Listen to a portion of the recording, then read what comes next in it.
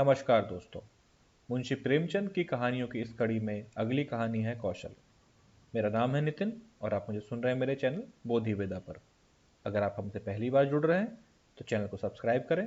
अगर कहानी पसंद आए तो वीडियो को लाइक करें और अपने सुझाव हमें कमेंट करके बताएं। मुंशी प्रेमचंद की बाकी कहानियां सुनने के लिए आप प्लेलिस्ट चेक कर सकते हैं।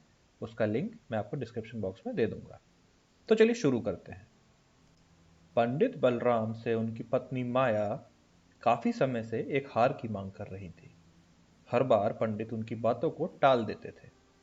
वो कभी अपनी पत्नी से ये नहीं कह पाते कि उनके पास हार खरीदने के लिए पैसे नहीं है। वो हमेशा कहते, घर में हार रखने से चोरी हो जाता है। ऊपर से हमेशा जौहरी हार के दाम को बढ़ाकर ही बोलता है। इन गहनों को खरीदने से किसी तरह का कोई फायदा नहीं होता। बस कुछ देर के लिए सजने संवरने के लिए काम आने वाले हार से इतनी मुसीबत आती है तो इसे खरीदना ही बेकार है। पंडित की पत्नी काफी भोली थी। वो हमेशा अपने पति के इन बातों में आ जाती थी। लेकिन दूसरी महिलाओं के पास गहने देखकर उसके मन में होता कि काश मेरे पास भी ऐसा जेवर होता। वैसे पंडित थोड़ी मेहनत करते तो अपनी पत्नी के लिए हार खरीद सकते थे, लेकिन उन्हें सिर्फ भोजन करना और आराम करना ही पसंद था। वो अपने आलस्य के कारण पत्नी की चार बातों को सुनना भी बुरा नहीं मानते थे। एक दिन बच्चों को पढ़ाकर जब पंडित घर लौटे तो देखा कि उनकी पत्नी के गले में वही हार है जिसकी मांग वो लंबे समय से कर रही थी। हार देखते ही उन्होंने पूछा, अरे, इतना सुंदर हार तुम्हारे गले में कैसे आया? पत्नी ने जवाब में कहा कि यह पड़ोस में रहने वाली महिला का हार है। मैं उससे मिलने गई थी आज। उसने जब मुझे यह हार दिखाया तो मैं इसे पहनकर आ गई ताकि तुम्हें दिखा सकूं। मुझे बस ऐसा ही एक हार चाहिए। पंडित बोले, पगली, तू किसी दूसरे का इतना महंगा हार लेकर आ गई। अगर चोरी हो गया तो यह हार बनवाना ही पड़ेगा और बदनामी होगी सो अलग। पंडित की पत्नी कुछ सुनने को तैयार ही ना थी। उसने बताया कि ये 20 तोले का हार है और मुझे भी बिल्कुल ऐसा ही जेवर चाहिए। पत्नी की जिद सुनकर पंडित को घबराहट होने लगी। तभी पत्नी बोल पड़ी, जब सारी महिलाएं ऐसे हार पहनती हैं तो आखिर मैं क्यों नहीं पहन सकती? गुस्से में पंडित बोल पड़े, सब लोग कुएं में कूदेंगे तो क्या तुम भी कूद जाओगी? ऐसा नहीं होता कि जो दूसरे करें हम भी उसे ही करें। फिर पंडित ने दिमाग लगाकर अपनी पत्नी को बताया कि देखो, इस हार की कीमत आने वाले समय में घट जाएगी। अगर आज मैंने इसे 1000 में लिया तो 1 साल बाद ये 600 रुपए का हो जाएगा और फिर 5 साल बाद इसकी कीमत सिर्फ 300 ही रह जाएगी। ये काफी बड़ा नुकसान है।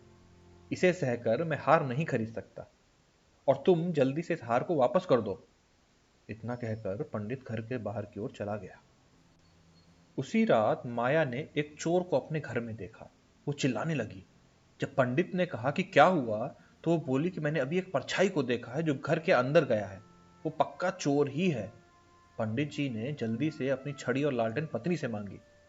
पत्नी ने कहा कि मैं डर के मारे उठ ही नहीं पा रही हूं। तभी बाहर से कुछ लोग आ गए। उन्होंने पंडित से पूछा, अरे क्या हुआ? घर में चोरी हो गई क्या?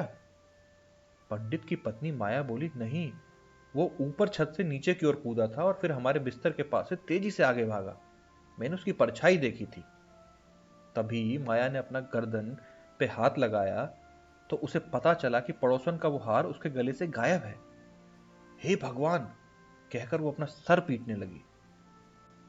पंडित बलराम शास्त्री ने पूछा, तुम उस हार को उतार कर क्यों नहीं सोई थी? सहमी सी आवाज में माया बोली कि मुझे क्या पता था कि आज ही घर में इतनी बड़ी मुसीबत आ जाएगी। तभी पंडित ने कहा, कहता था ना कि जेवर सब मुसीबत ही लेकर आते हैं। अब समझ आया तुम्हें या नहीं? पंडित के पड़ोसियों ने तब तक पूरा घर छान मारा, लेकिन कोई चोर नहीं दिखा। घर पर भी देखा, छत पर भी देखा, पर कुछ हाथ ना लगा। एक पड़ोसी बोला, लगता है किसी जानने वाले ने ही यह काम किया है। दूसरे पड़ोसी ने कहा, देखो, घर के लोगों द्वारा बताए बिना किसी को कुछ पता ही नहीं चलता। हार के अलावा और क्या चोरी हुआ है वो देखना चाहिए। पंडित की पत्नी माया बोली, सब कुछ तो सही ही दिख रहा है। संदूक भी बंद है और बर्तन भी सारे घर में ही हैं। उस चोर को पराये लोगों का सामान ही ले जाना था क्या? मेरा कुछ ले जाता। वो गहना ले गया जिसकी मैं मालकिन भी नहीं हूं। अब हार का मजा गया न तुम्हें। कितना समझाया, लेकिन तुम्हें कुछ समझ आए तब ना बात बने, तंज मारते हुए पंडित ने कहा। माया बोली, पूरे 20 तोले का था। अब कह दूंगी उसे कि चोर ले गया, जो लेगी हार के बदले ले ले। पंडित ने झल्लाते हुए कहा कि तुम्हें बदले में हार ही देना पड़ेगा।